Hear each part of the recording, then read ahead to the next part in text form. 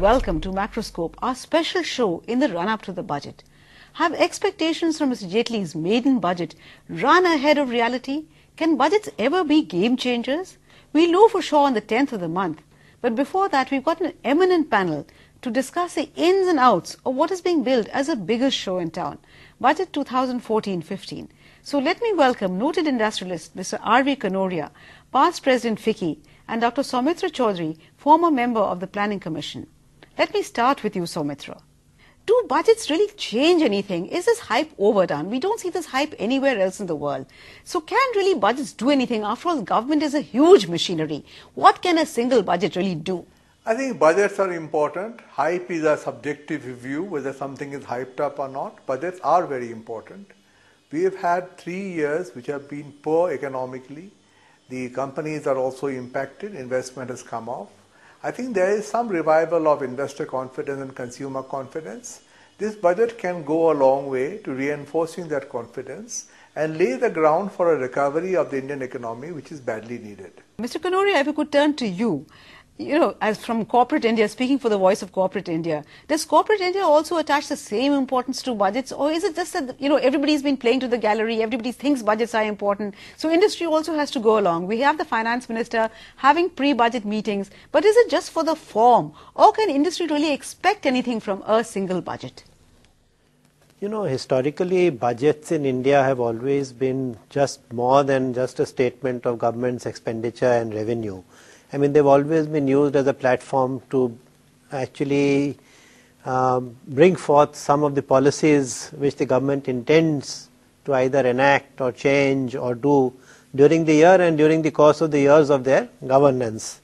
And this budget in particular, since it happens at a time which in many ways is historic for India, that after almost 30 years we have a government which has a majority and which is a pre-election coalition and not a post-election coalition. So there is a tremendous amount of strength in this government to actually enunciate and come out with policy frameworks which will have the ability of going through the process of the decision making and through the parliaments and actually get enacted.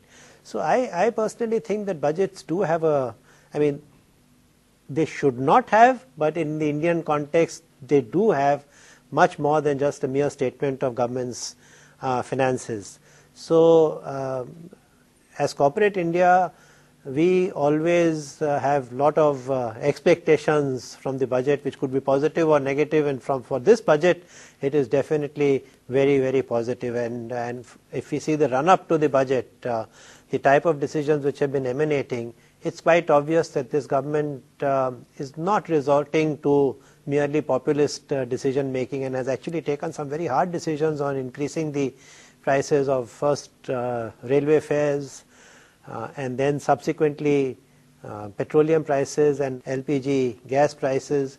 We see the finance minister coming out with a clear statement that he is not going to resort to any mindless populism. So I think there are some very encouraging signals which are coming from this government to suggest that this budget will be oriented towards bringing the economy back on track. Saumitra, Mr. Kanoria just talked about how the budget is just much more than just a statement of government's revenue and expenditure.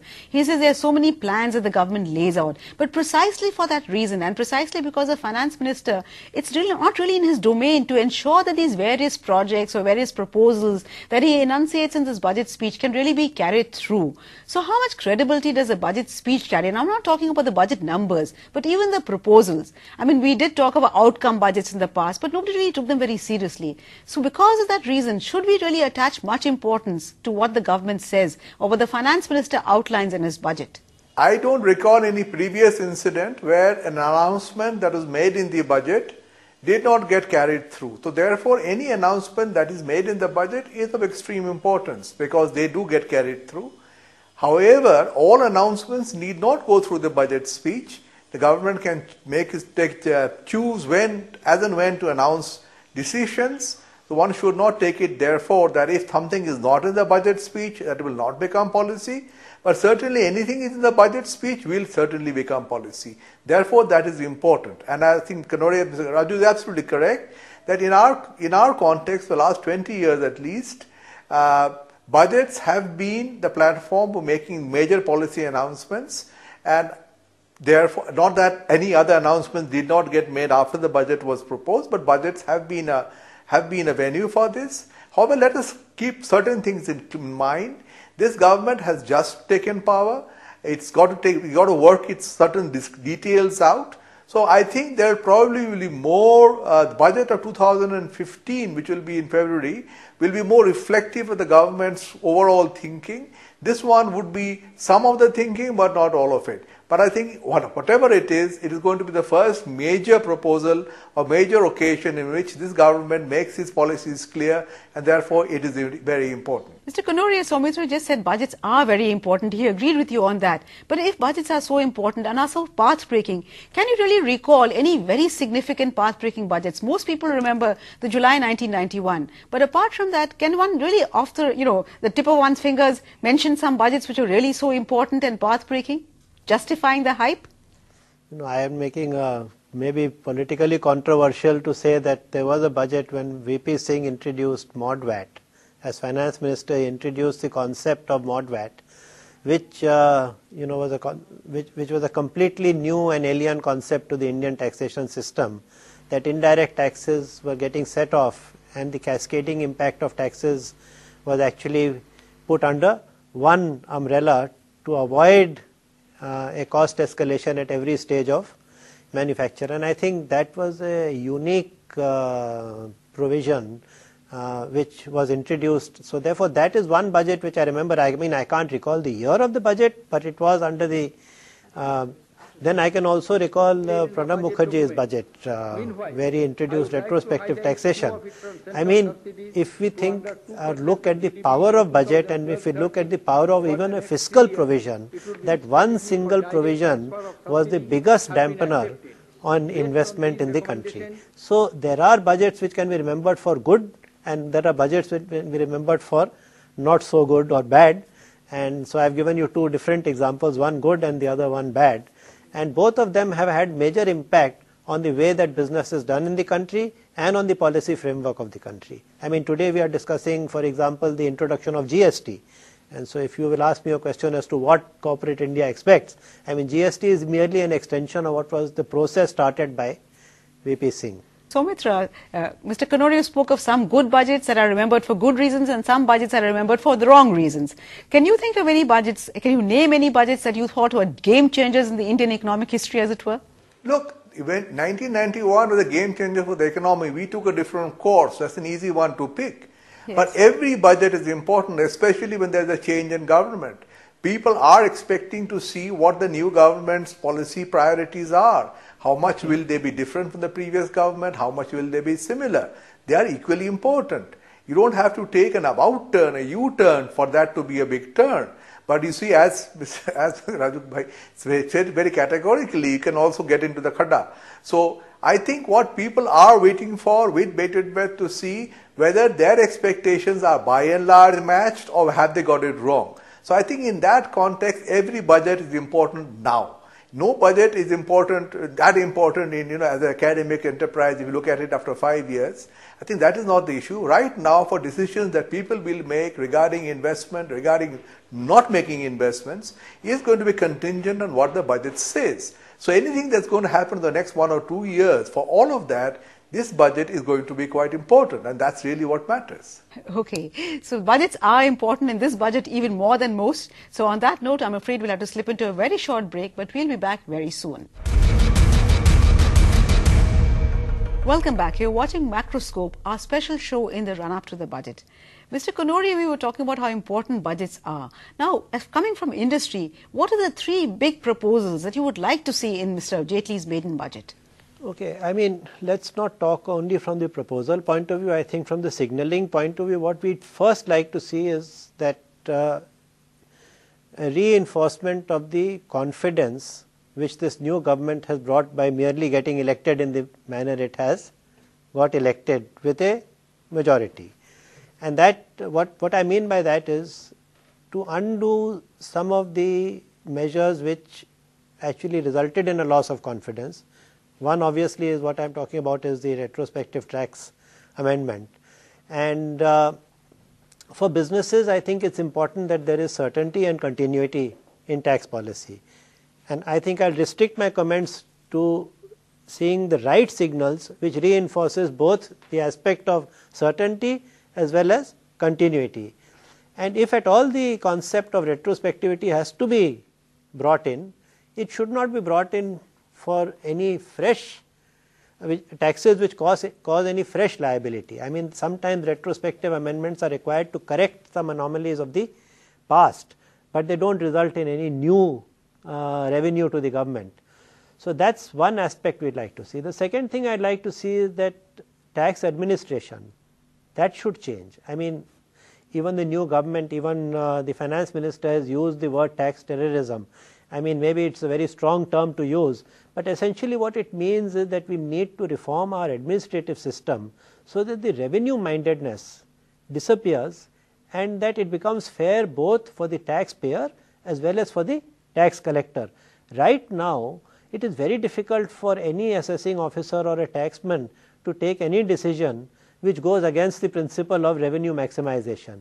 And this is all based on the targets which are given for revenue collection, which leads ultimately to this kind of what we now have started framing as tax terrorism. So I think that signal that the government will move away from revenue mindedness, that needs to come in. I think in terms of specific proposals, I would definitely like to see GST being moved much faster than it has been. So these are all related to the direct part of the budget, which is to do with really with the tax policy, where the finance ministry plays the major and most important role. And this will, in my opinion, result in some kind of confidence. Then there are many other points which we have talked about, and I don't know if you wish me to continue with the policy issues, but one, we'd like to see subsidies. That means the fiscal deficit addressed, and it should be addressed in a manner that it results in the subsidies becoming more focused, more targeted, better delivery mechanisms, becoming more direct, maybe through the Aadhaar platform, maybe through any other platform, but eliminating the inefficiency in delivering the subsidy, first of all the right subsidy to the right person, and I think that really needs to be addressed. So let me just turn to Mr. Sure. Saumitra right now and ask, I'll come back to what you don't want to see in the budget. You don't want to see more subsidies. That I think everybody agrees on. But let me ask Saumitra. Saumitra, what would you like to see? Top of the mind, three major things. And Mr. Kanoria just started talking about what he would not like to see. So let me ask you to combine that. What the three big things that you'd like to see and the three things that you would not like to see? I think in a sense, both what you like to see and what you don't like to see is the same thing. What are the priorities? I think one is the course correction on the issue of retrospective tax amendment, which Mr. Kanoria has spoken about. And I think the government must see it through. It doesn't have the burden of having piloted that Income Tax Amendment Act, so they can do it. Second is on the issue of revenue. I think there is not too much scope for looking at higher revenue. The economy has not turned around. I think new taxes are not really something which is desirable at this particular point of time. So the focus has to be on reordering expenditure. Now, if you look at the subsidy bill, there's enough scope for reordering expenditure to make it much more focused and remove some of the, I think, quite completely unproductive expenditures like subsidies on diesel, excessive subsidies on LPG and cooking gas and so on. I think these can be curtailed, and the money that can perhaps be either this money should go to the people who deserve it, not to undeserving people, or not through leakages as is happening now. And the second is that if there is some savings to be had, the savings can be used in productive asset creation. I think these are, as I said earlier, I think the full thinking of this government will be more evident in the February budget. But at least some signaling, as Mr. Kanoria rightly said, some signaling on the direction that this government wants to travel on should be evident in the budget. Mr. Kanoria, I interrupted you earlier when you spoke of subsidies as being one of the things that you would not like to see any expansion in subsidies. Is there anything else that you really would not like to see in the budget? You just would like the budget to be completely either silent or outrightly say that no, we don't want to do this. Land acquisition, for instance. Would you like to see the government take some kind of a change, break from there and say we're trying to modify it, amend it, or would you prefer that the government just kept quiet on it? No, I think land acquisition is a very critical pillar of growth in the country, And unless and until we sort out this aspect of land acquisition, it is unlikely that we will get the desired growth or the employment generation or creation which we really want from this government. And let me touch upon a couple of aspects of land acquisition. I mean, it was meant ultimately to help those who are parting with their land, and that they should get a just and fair value for changing the land use from agriculture to industry or to services, whatever. I don't think that this Land Acquisition Act has really done justice to that desire of the government, because the process has been made so cumbersome and so difficult that the person who is going to be affected the most is actually going to be the landowner, because the poor fellow will have to wait 50 months, and that is the time frame provided in the Land Acquisition Act, to actually get compensation for parting with his or her land.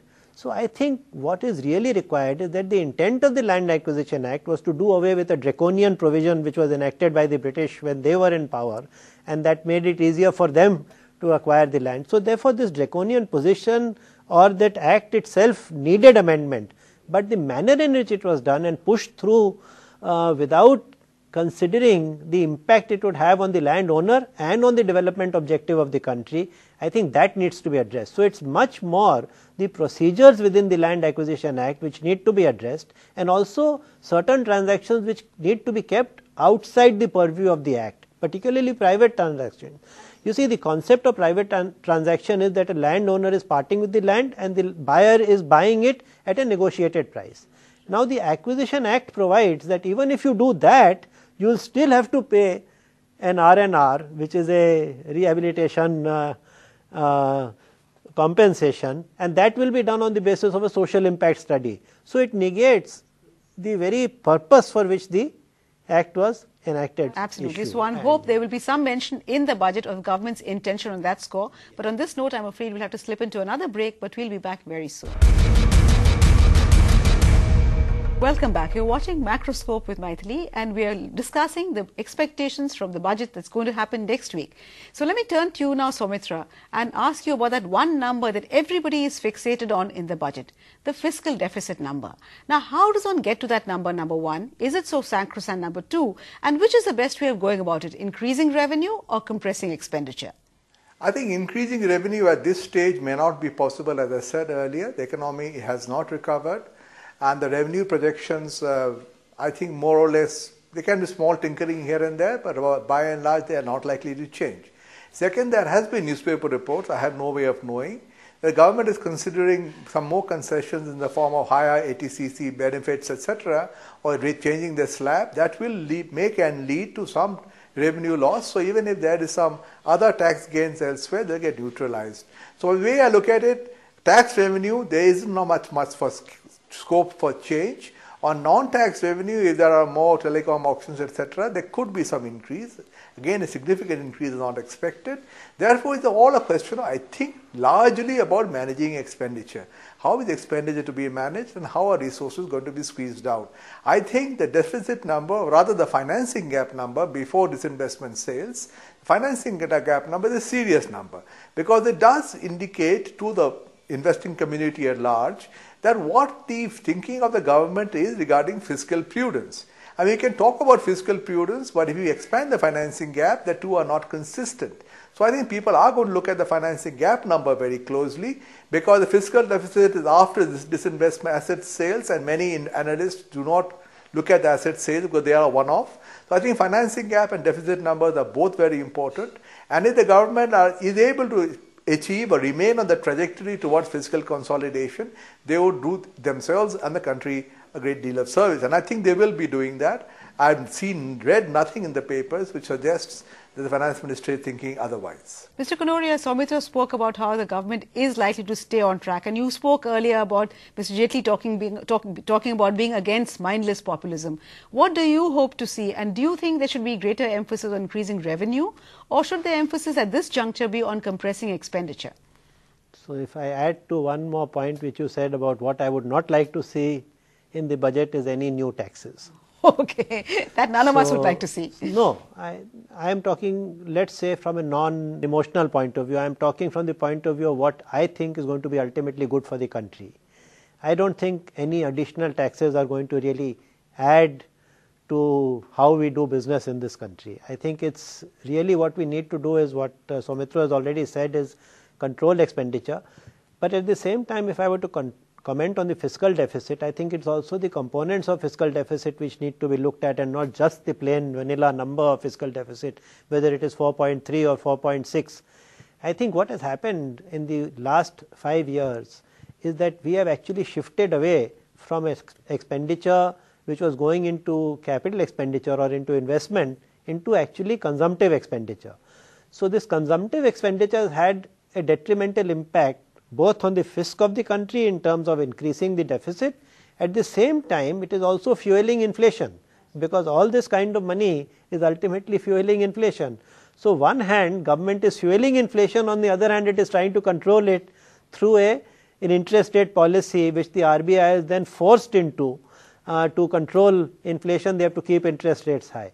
So which has then again, we are getting into a vicious cycle which has again a negative impact on investment.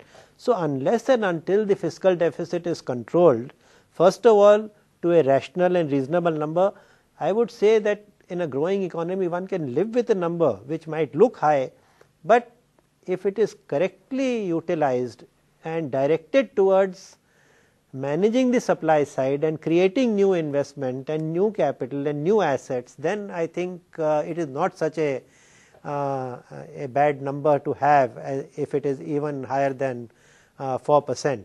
But I think much more important is that it should move away from consumptive expenditure. Well, I'm afraid that's all the time we have in this edition of Macroscope. In the run-up to the budget, we all have great expectations from the budget, and as we've heard Mr. Kanoria as well as Saumitra say, there have been game-changer budgets in the past, the budget of July 1991 being one particular budget, and Mr. Kanoria also mentioned VP Singh's budget where he introduced MODVAT. So great expectations from this budget, and we really will have to watch and see what Mr. Jaitley unveils on the 10th of July. But I'm afraid we cannot discuss this anymore because we've really run out of time.